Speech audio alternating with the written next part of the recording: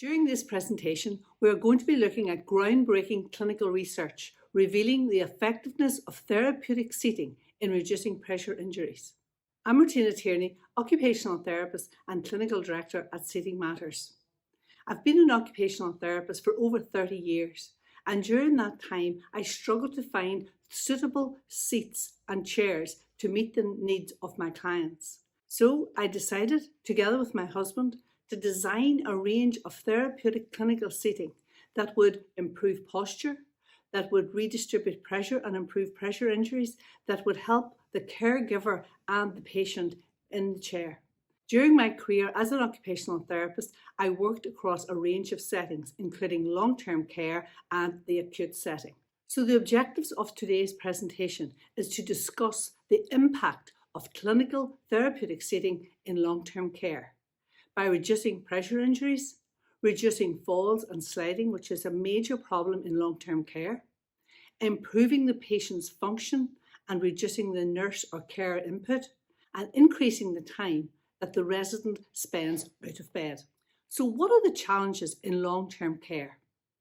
Those of you who work in long-term care will know that there's a lack of or a reduced mobility with our residents.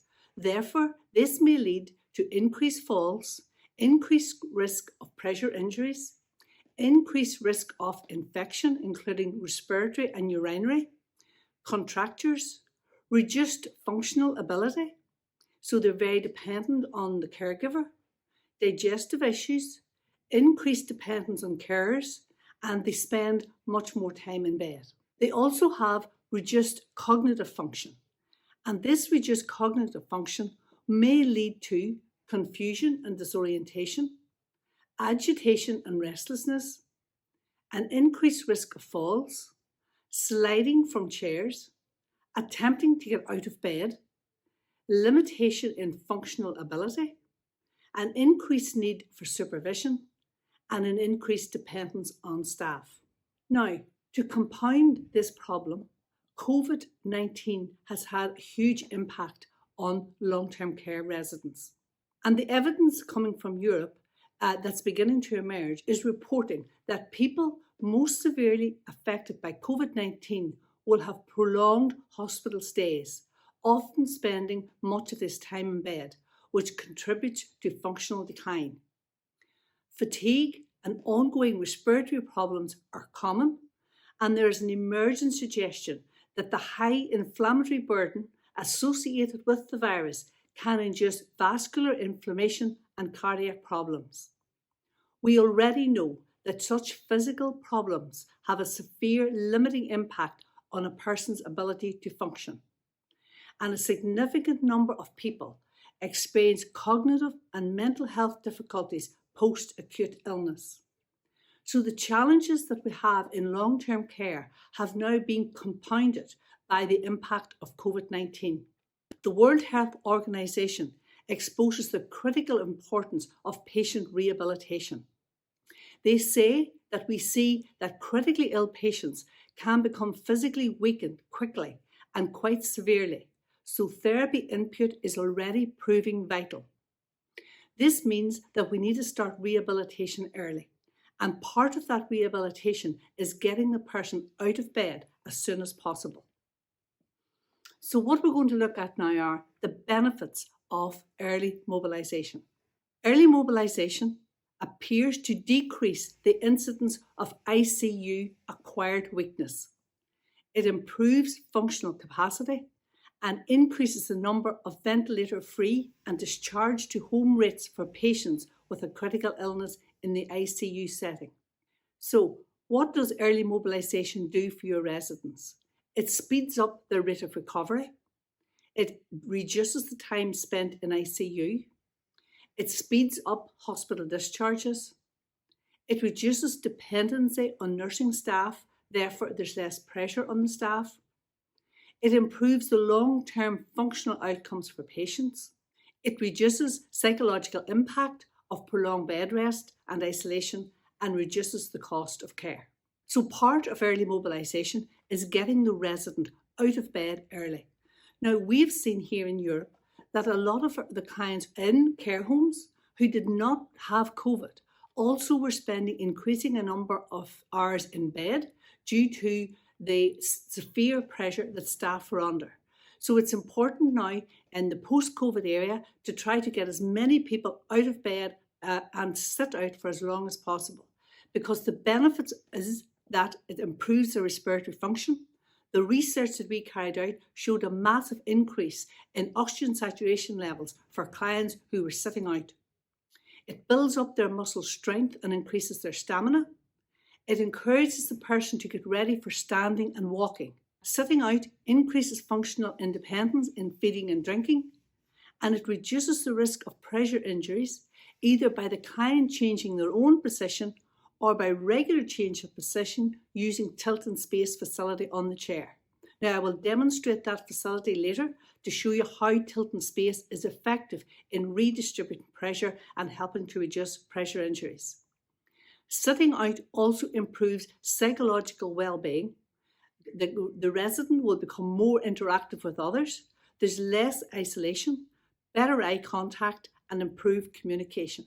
There's also an intervention known as semi-sitting, and this semi-sitting is a patient position in which the patient is seated in a semi-sitting position and may have the knees either bent or straight. Semi-sitting is an intervention used to promote oxygenation via chest expansion and is implemented during events of respiratory disease. This position facilitates the relaxing of tension in the abdominal muscles, allowing for improved breathing. In immobile patients, the position alleviates compression of the chest that occurs during gravity. So semi-sitting is very good to improve swallowing, digestion and respiration, and is a very good position to put the resident in after prolonged bed rest. So how can clinical therapeutic chairs help? I want to start off by saying that there is a major difference between a bedside chair and a clinical therapeutic seat. The clinical therapeutic seats have been designed and researched to reduce the risk of pressure injuries, to reduce sliding and falling from chairs, and to improve a person's functional capacity by improving their postural support within the chair. So a clinical therapeutic seat is not a bedside chair. It's much, much more than that. These chairs are fully supportive and adaptable for the changing needs of the patient. In long-term care, a client's condition can change either slowly or very rapidly, and the chair that they sit in needs to be able to adapt to their changing needs. The chairs have pressure management built in. They are simple to use. The chairs need to encourage a regular change of position without effort. They are compatible with all lifters. They encourage a functional position. And most importantly, they are very comfortable for long-term sitting. Historically, pressure injuries were called bed sores, and they tend to be related to the bed. But we've now realised that sitting has an impact on pressure injuries. And you cannot separate sitting posture and pressure injuries. Because what is a pressure injury? A pressure injury is a localised damage to the skin and underlying tissue, usually over a bony prominence or related medical device. The injury can present as intact skin or an open ulcer and may be painful. The injury occurs as a result of intense and or prolonged pressure in combination with shear. The tolerance of soft tissue for pressure and shear may also be affected by microclimate, nutrition, perfusion, comorbidities, and the condition of the soft tissue. So it's really important that when we seat someone out of bed, that we look at shear and friction, because shear is one of the major contributing factors to pressure injuries. And if we seat someone out in a typical bedside chair, we are almost guaranteed that the person is going to suffer from shear. What is shear? I always say that shear is damage to the skin from the inside out, and friction is damage to the skin from the outside in. So shear is the distortion of tissue by forces working against the tissue in a parallel motion. Shear is caused by gravitational forces pulling the client towards the ground. So when the client is sliding off the chair, that is shear. The client is sliding in one direction against a support surface which is static. Wet skin is more susceptible to shear forces, and the force happens when the skin remains stuck to the support surface while the skeleton moves over it. So using a one-way glide sheet on a chair may actually add to shear. Friction, on the other hand, is damage to the outer layers of tissue due to skin sliding against a support surface. It's like a burn rubbing against bed sheets or a seat cushion. You need a certain amount of friction in order to prevent the person from sliding, but too much friction results in external damage. So when we have someone in bed, we have been educated to change their position, to reduce shear. We have anti-shear materials on the mattress, but then we put them out to sit on a bedside chair that is vinyl, that is not supporting the client, and we are actually encouraging shear on this particular seat. So, what are the main areas for pressure injury development? And you can see from this slide that one of the main areas is the sacrum and the coccyx. The trochanters are 17%, the ischial tuberosities 15%, the heels 12%, the ankles 7%, and other sites 13%.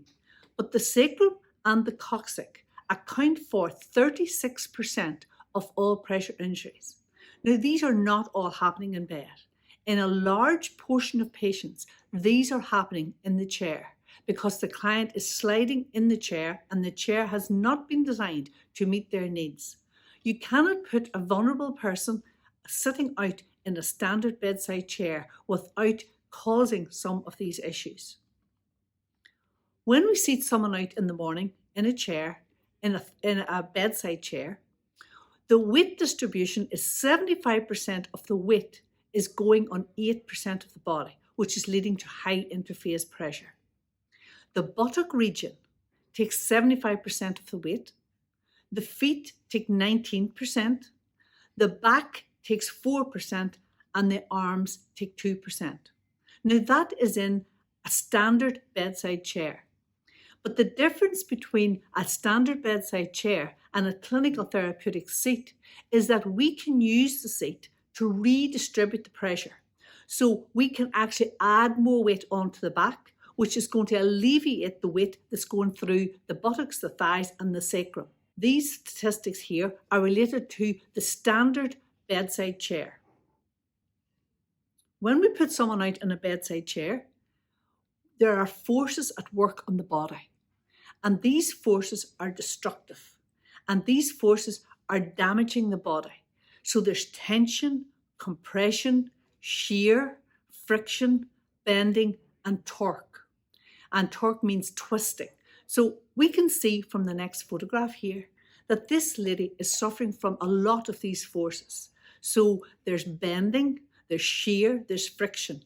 And you can see that the lady is falling to one side and the weight is going through the left-hand side of her body. And this is being caused by the chair. You can also see from this photograph that this lady is sitting on a high-risk cushion. However, she does have a stage 2 pressure injury. So it does indicate to me that the cushion is not being effective because the chair itself is causing the problems. The next photograph will demonstrate the same. This lady is sitting in a chair that's much too wide, that has a very straight back, that does not have arms that support her, and therefore she's falling to one side. And these forces are at work on her body. So how does a pressure injury happen? It happens with pressure and time. It's either low pressure over a long time or high pressure over a short time. So I want to give you a case study, just an example of this. I provided a special clinical therapeutic seat for a lady in a care home. I assessed her needs and the chair was delivered and she was deemed to be at high risk. So we provided a chair with a cushion that was meeting her needs. And for 3 weeks, this worked very well. Then I got a call to say that she'd developed a grade 2 pressure injury. I went to visit her at the care home, and what I discovered in the course of my investigations is that this lady was taken to the hairdressers in the morning before my visit. She had sat in a wheelchair from 9:30 to 12:30 in the hairdressers within the home. She was taken back and she was put into the clinical therapeutic seat after lunch. And that evening, they discovered that she had a stage 2 pressure injury. Now, this happened over that short period of time from 9:30 to 12:30 because she was sitting in a chair that was not giving her any pressure management, that was not changing her position. So I tell you this case study to really emphasize the fact that it doesn't take long to get a pressure injury. Some research that was done by Ahmed Geffen, he said that the pressure injury can happen anywhere between the first hour and 4 to 6 hours after sustained loading. But what he also said was any research that he has done has been done in the bed and not necessarily in the chair. So he said that the onset of a pressure injury sustained in sitting posture is likely to occur sooner than when lying. So this is why it's critically important that when we take someone out of bed, that we're putting them in a clinical therapeutic seat that's going to support them, that's going to redistribute the pressure and reduce the risk of a pressure injury. A bedside chair is not going to do this. So how can clinical therapeutic seating help? And the first and most important thing is you must do a proper assessment.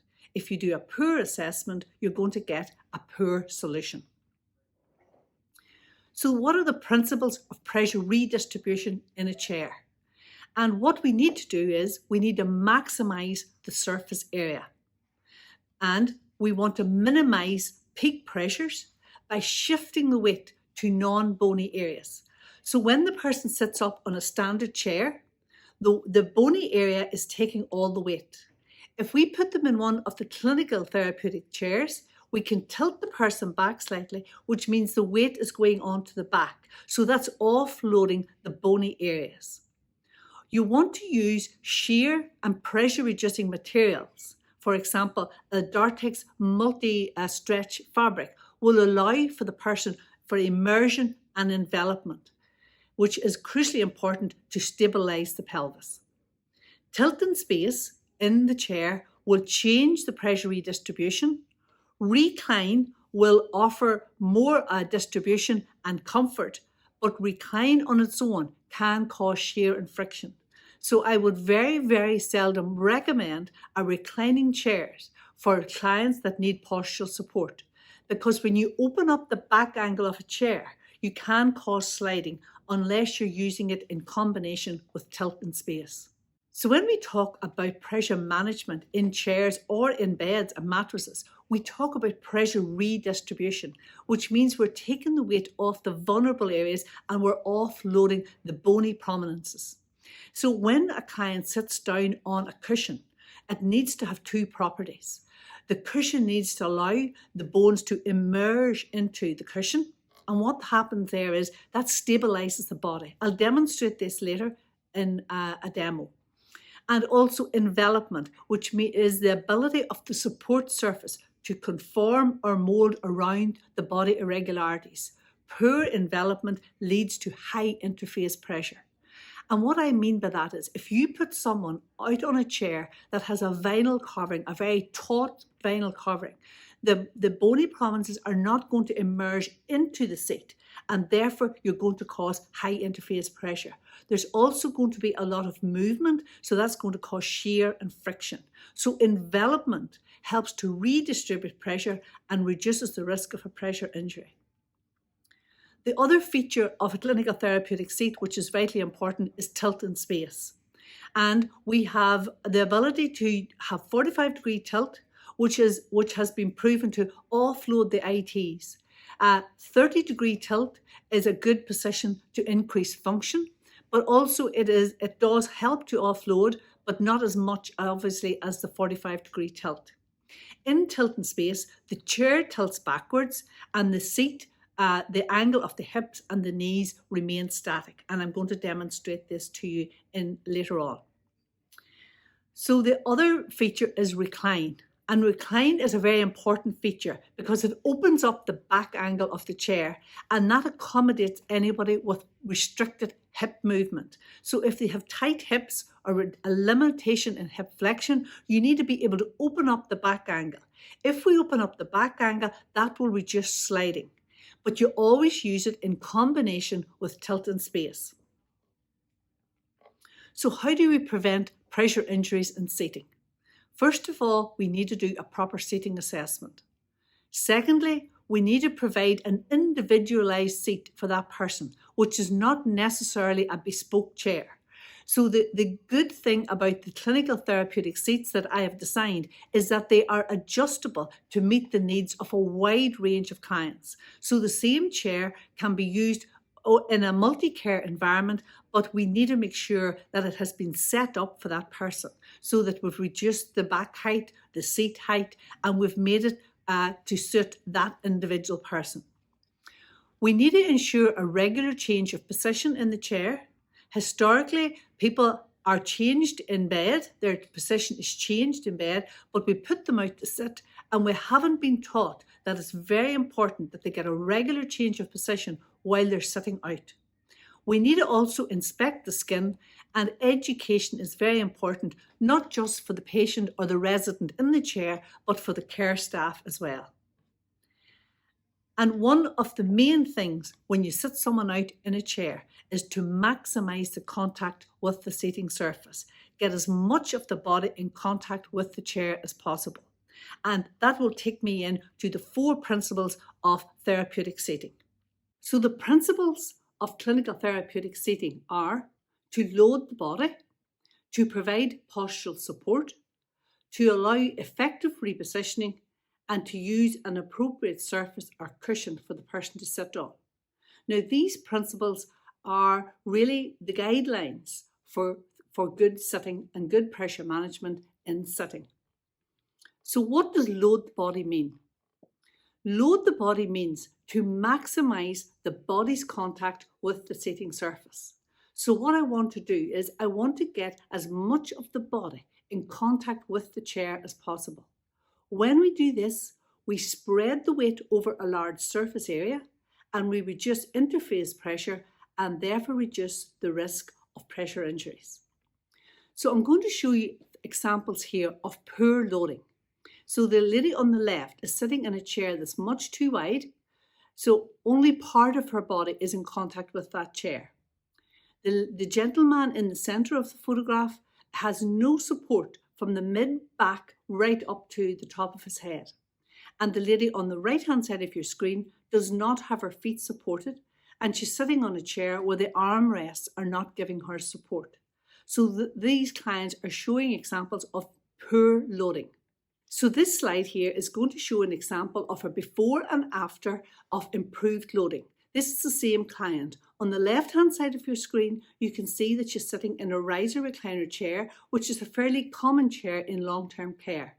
She has a cushion on top of a chair, which is something that we should never ever do, because what has happened there, it has raised her up, it has left her unstable, and she has nowhere to rest her arms. The arms of the chair are of no value to her. So on the right-hand side of the screen, you can see that we put her in a clinical therapeutic seat. We ensured that her feet were loaded, and this is vitally important. How often do you see in a care home or in a hospital situation that a client is sitting and the feet are not loaded? 19% of the weight of the body goes through the feet. And if you want to help to reduce pressure injuries with your residents, you must ensure that their feet are loaded. That is one of the vital, important things of their clinical therapeutic seating. So in this seat, the body is completely loaded and the feet are loaded. So principle number 2 is to provide postural support. So why is this important? We need to ensure that the client has a midline position. So in this left-hand side of your screen, you can see a lady sitting in a chair that's too wide. And because the chair is too wide, she folds her arms and she falls to the right-hand side because she cannot reach the armrests. But on the right-hand side of your screen, she's sitting in a chair that has been set up to meet her needs. So it's the right width. And you can see she's in a much more midline position. The armrests on a chair are vitally important to encourage midline position. So when you get a client into midline, you are spreading the weight evenly throughout the body. And we use lots of tools and accessories in order to provide postural support depending on the patient and on the chair that you choose. Principle number 3 is to allow effective repositioning. When your resident is in bed, you will always do a regular change of position.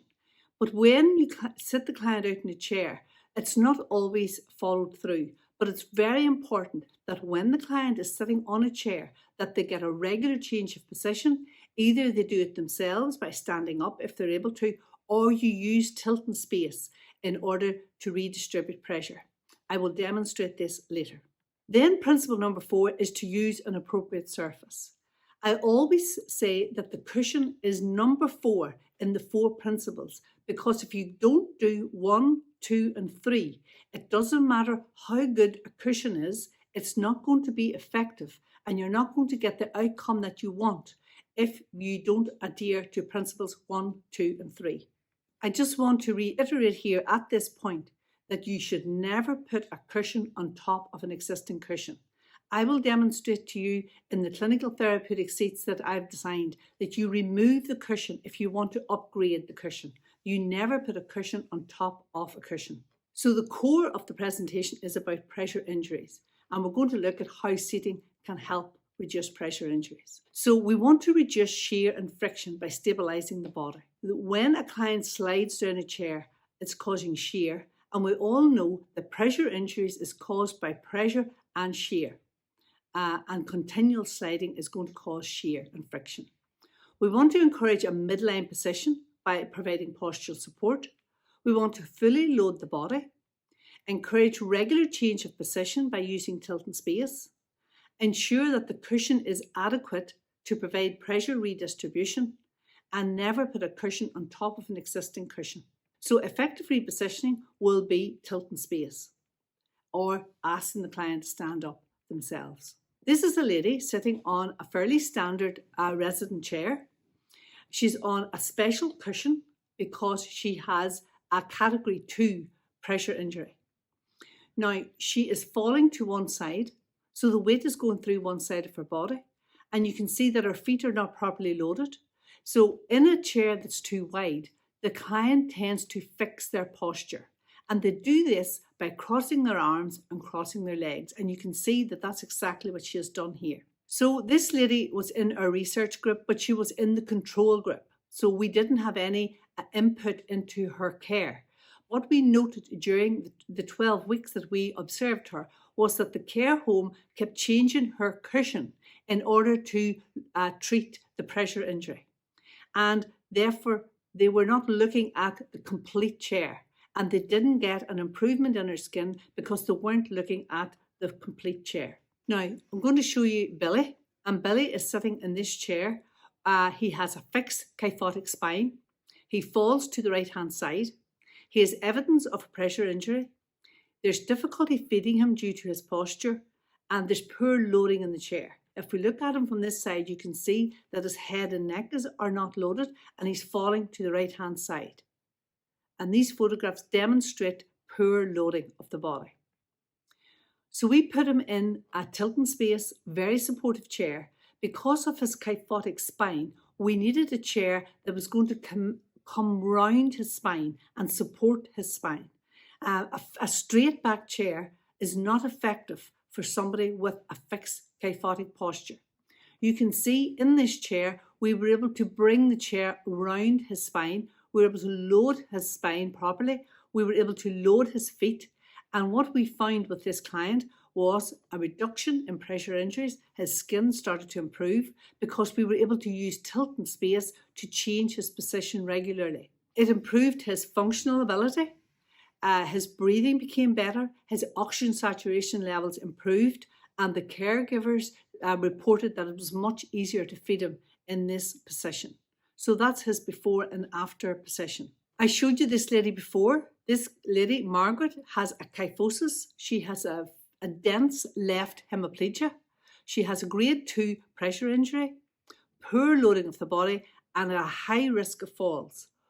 When we take off the blanket that's over her, we find that underneath she's sitting in a chair with a special cushion because she has the category 2 pressure injury. She has a lap belt around her because she's sliding.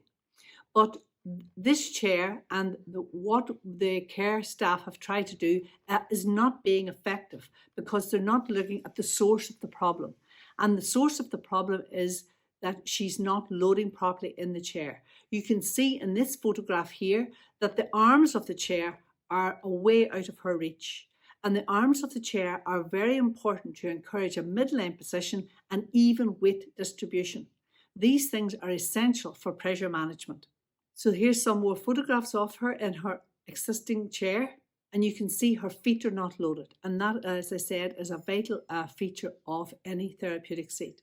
We put her in the tilt and space therapeutic chair, and we had a dramatic improvement in her skin, in her breathing, and in her functional ability. Her feet are well loaded. And what is very important to note here is that she didn't need the high risk cushion. And I think what this points out to us, and we have evidence to show, that if you adhere to the 4 principles of pressure management, so you load the body, you provide postural support, and you allow effective repositioning, you don't have to spend a lot of money on a high risk cushion, because the cushion is only as good as the chair that it's sitting in. So in this case, she did not need to upgrade to a high risk cushion because of the 4 principles of pressure management. So I want to go through some results from clinical trials that we've carried out with regard to pressure injuries. In the Ulster University trial, in the control group, there was a 5% increase in pressure injuries. In the intervention group, we had a dramatic reduction in pressure injuries because of improved posture, improved loading, and more effective repositioning. And during their trials, there were no new pressure injuries occurred in the intervention group during that trial.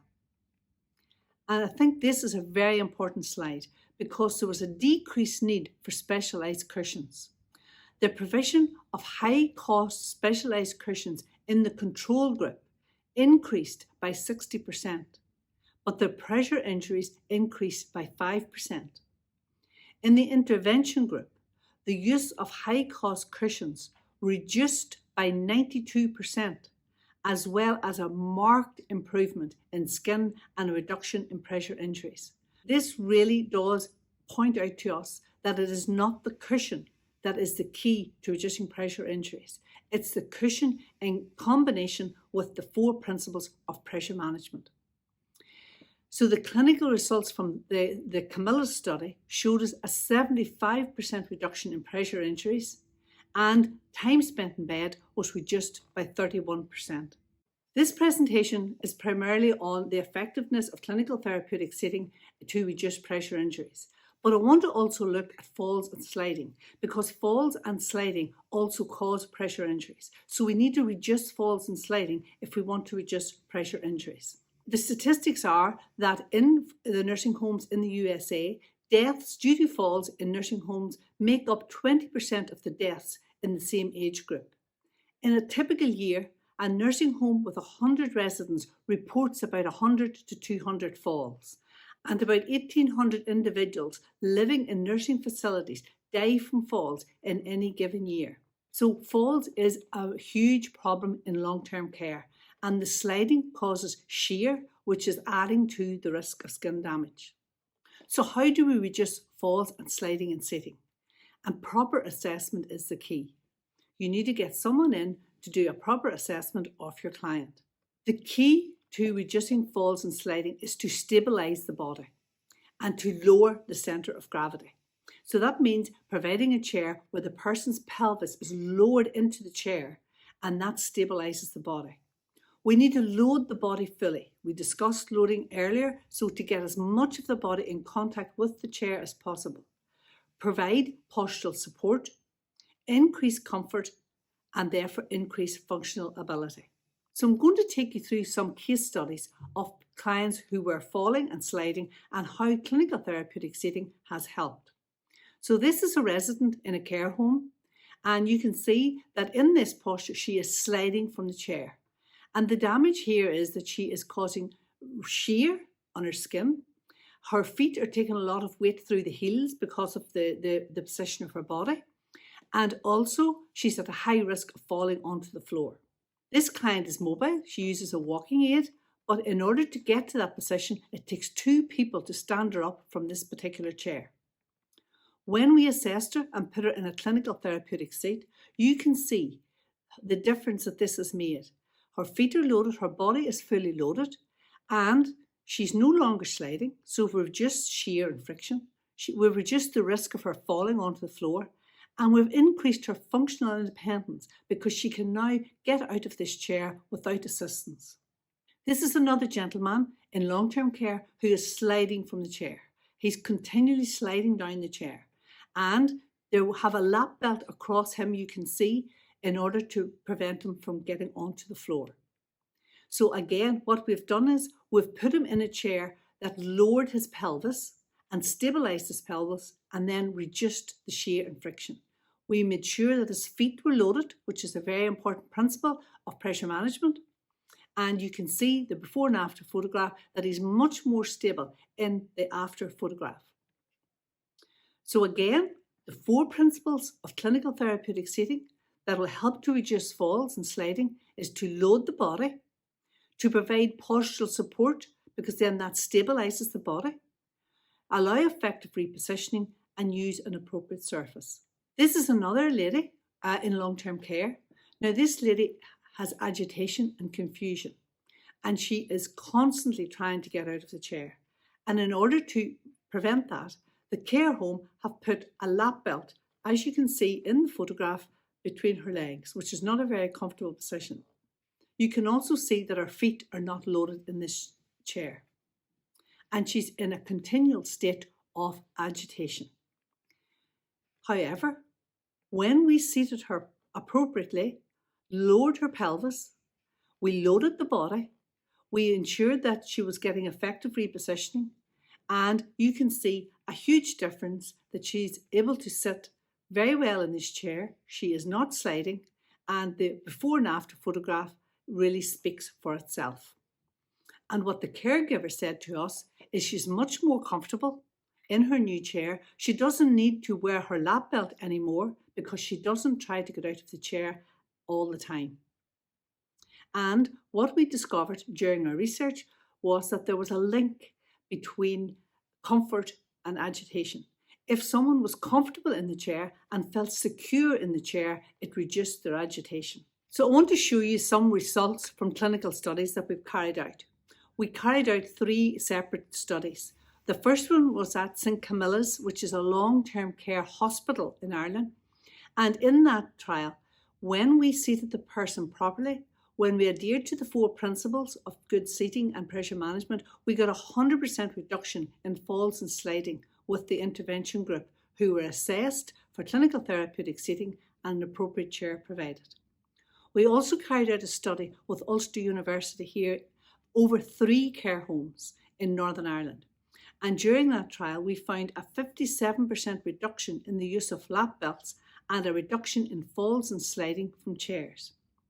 Then we carried out a trial in Bon Secours, which is an acute hospital in Ireland, and we had a dramatic reduction in falls following an appropriate assessment and the provision of a clinical therapeutic chair. So the next part of the presentation is to look at increasing function and reducing the nurse workload. So how do we increase functional independence in long-term care and reduce the workload on the staff? By stabilising the body, by providing postural support, and by using tilt and space to 30 or 35 degrees, which I will demonstrate later. So I'm going to show you photographs here of a lady who is not very functional because she's sitting in a chair that is not giving her the support she needs. She has a fear of falling, and when your clients have a fear of falling, they tend to fix themselves in the chair. You will notice this in long-term care. A lot of clients sit with their arms folded and their legs folded, and what they're trying to do here is fix their body to stabilize themselves. But we need to get the chair to do that for them so that they become more functional. Now you can see here in this tilt and space chair that we've put this lady in, that she has spread her weight over a larger area, so she's loaded the body. They were using tilt and space to get her into a more functional position, and the before and after photographs actually speak for themselves. This lady now has become much more functional. The carer said that it's much easier to feed her in the chair. She has become independent in drinking water herself and taking cups of tea. So by improving her posture, providing postural support, and putting her in a tilt and space chair, we were able to increase her functional independence, thereby reducing the workload on the care staff. Now, this lady needed to be repositioned 10 to 15 times every day when she sat in her standard chair. And if we think that it takes 2 caregivers approximately a minute and a half to reposition that client every day, that's 36 minutes per day. And over the course of a year, that's 219 hours of time that has been given just for repositioning one client. But in the after photograph, the care staff reported that she needed repositioned approximately twice a day after she was feeding or maybe when she fell asleep.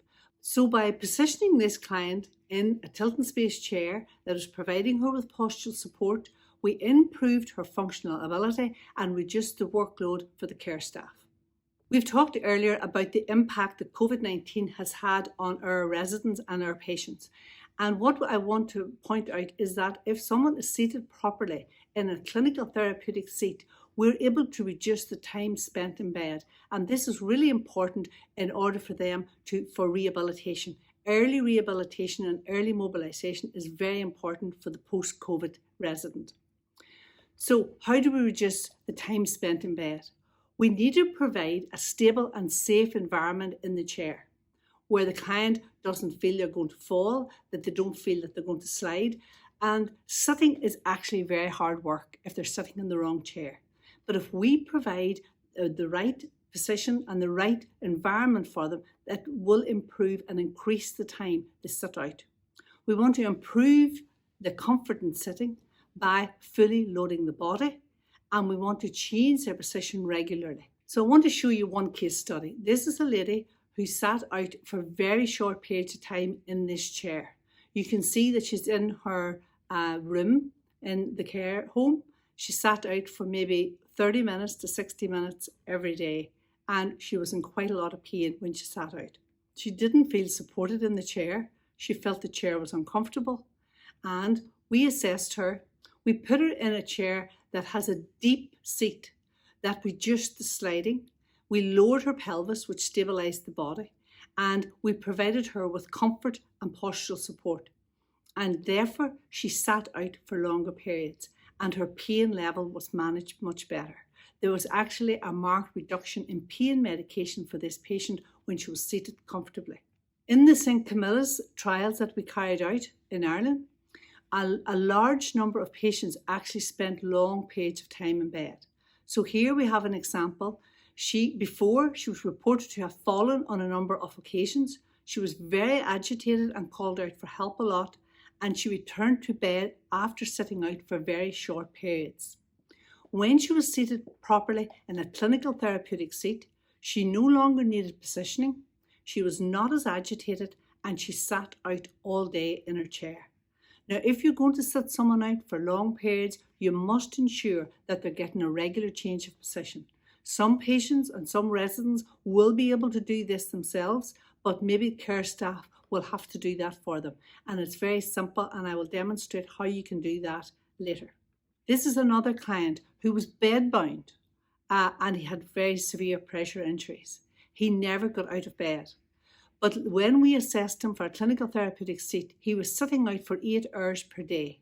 He actually preferred to sit out than being in bed. His pressure injuries remained, but they were improving very gradually. So this is another client, a bariatric client, who spent all day in bed. He had suffered from a stroke. He weighed 400 pounds and he spent most of his day in bed because they couldn't get a chair that would meet his needs. We used this bariatric Sorrento with Len. He was able to get out of bed safely. He was able to tilt and recline himself, therefore he was becoming more functional. It improved his quality of life and reduced the strain on the caregivers. And he spends most of his time sitting out in his chair. I want to demonstrate the difference between tilt and space and back angle recline, or a reclining back. So a reclining back is when the back of the chair reclines independently. Now this is a very important feature in order to accommodate the angle of the hip of your patient. And if you accommodate the angle of the hip, you reduce sliding from the chair. So tilt and space is where the angles of the hips, the knees and the ankles do not change, but the redistribution of pressure changes. So when we tilt the person back, we're taking the weight off the bottom and we're redistributing the weight onto the back. This is a vital feature for clients who are at high risk of developing pressure injuries, because what we're doing here is we're redistributing pressure. Now this particular chair goes back to 45 degrees and you can stop it at any time in between.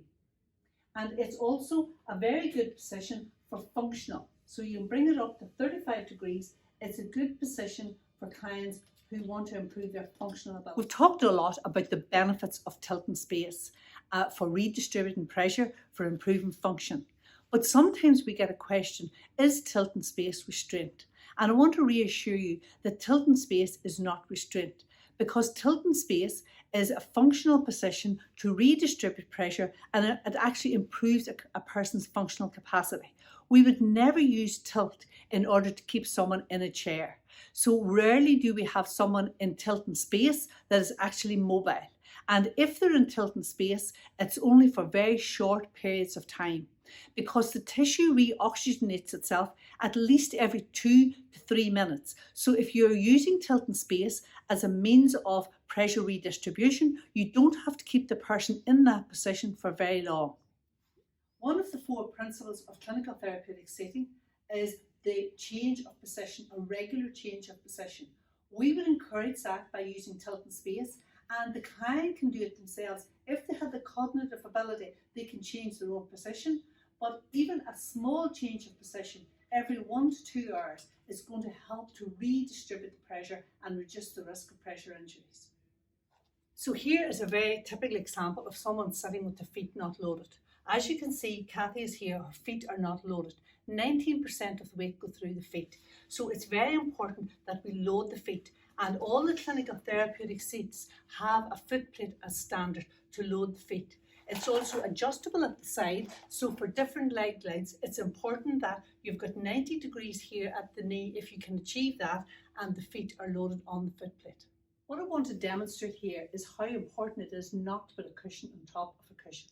So I'm seated on this chair, the arms are the right height, my feet are fully loaded, and it's a very comfortable position. I am now going to add a cushion on top of this chair to demonstrate what happens to the chair. So now I've added a cushion on top of an existing cushion. And as you can see, I've nowhere now to put my arms. My feet are not loaded, so I feel the pressure on my bottom. So if I've nowhere to put my arms, I'm going to put them in here, okay? And what's going to happen over time, if my postural support is not there, is I'm going to fall to the side, or I'm going to cross my arms in order to stabilise my body, because I have nowhere to rest my arms. The arms on a chair are vitally important for postural support and to achieve a midline position. So never put a cushion on top of an existing cushion. So in order to facilitate the upgrade of a cushion, it's essential that a therapeutic seat will have a removable cushion. So then you can upgrade your cushion if you feel that's essential for your resident without altering the dynamics of the chair. I am now going to cover some frequently asked questions. These may be questions that are already on your mind. So the first question I'm going to cover is, why do residents slide? and how can we avoid sliding in the chair. The seat depth on a chair is from the back of the chair to behind the knee. And if the seat depth on the chair is too long, it causes the patient to slide out of the chair. I'm going to demonstrate that now. There are two features on this chair, the way it is set up at the moment, that's going to cause me to slide. So the seat depth is too long, and the impulse is to slide forward to get, because it's catching behind my knee. So I will slide forward in the chair. Also, the foot plate is too low on the chair, and I want to load my feet, so I'm going to move myself forward to load the feet. Now you can see that I've slid down the chair. Now what happens then is a carer comes along and a carer repositions me in the chair without looking at the cause of the problem. And then over time, the same thing happens, the client slides down the chair. So the two main reasons here that the client is sliding down the chair is that the seat depth is too long and the foot plate is too low. This will also happen on a chair that doesn't have a foot plate and that it's too high. So the client will try to load the feet onto the floor and they will slide forward in order to put their feet on the floor. So if the chair is too high, it's also going to cause sliding from the chair. Another feature to reduce sliding in the chair is having a recline on the back of the chair. So being able to move the chair back. And what that does is that accommodates the hip angle of the person and puts them in a more comfortable position. And when we recline the back of the chair, we must also add a certain amount of tilt. So this position here, what we've done is we've reduced the seat depth.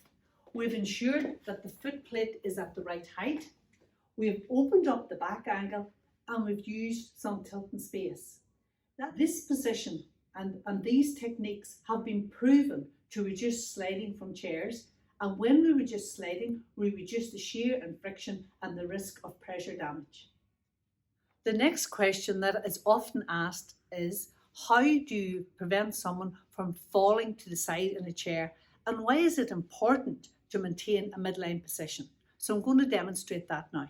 The main reason why our clients fall to the side in a chair is that the chair is usually too wide. In some of the photographs I've shown you, you have seen that if you've got a very wide chair, it causes the clients to fall to the side. Also, if the armrests are too low, they're not getting enough support.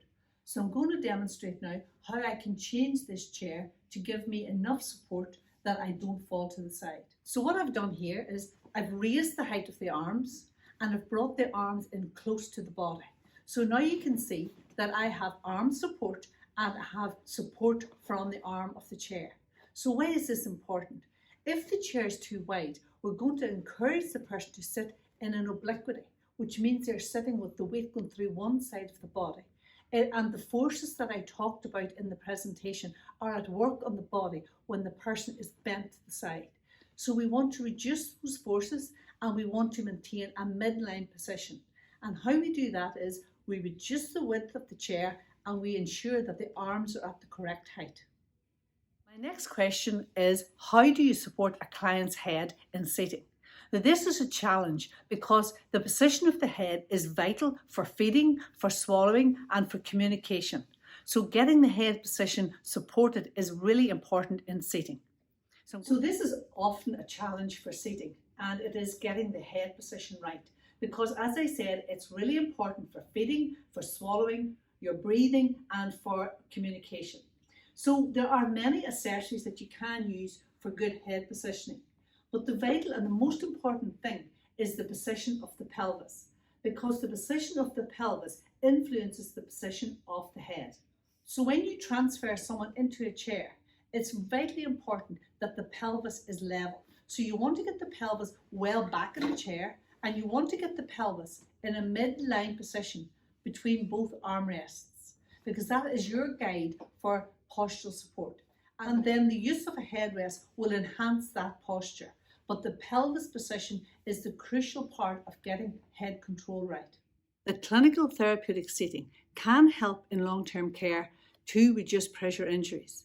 But in order to reduce pressure injuries, we need to reduce falls and sliding, we need to reduce the time spent in bed, and we need to change the position of the client regularly. So the 4 principles of pressure management and the 4 principles of therapeutic seating are really important if you want to reduce pressure injuries in sitting. So they are to load the body, to provide postural support, to allow effective repositioning, and then number 4 is to look at the cushion. And also to re-emphasise, you never put a cushion on top of an existing cushion. So if there's anything that I have said today that you feel that would benefit your resident, you can get in touch with us and we will be able to advise you or send someone out to do an assessment for your resident. At Seating Matters, we are here to help you and your patients. So if you have a patient that you feel would benefit from what you learned today, you can set up a person-to-person demonstration or an online demonstration to view our products and put this into practice.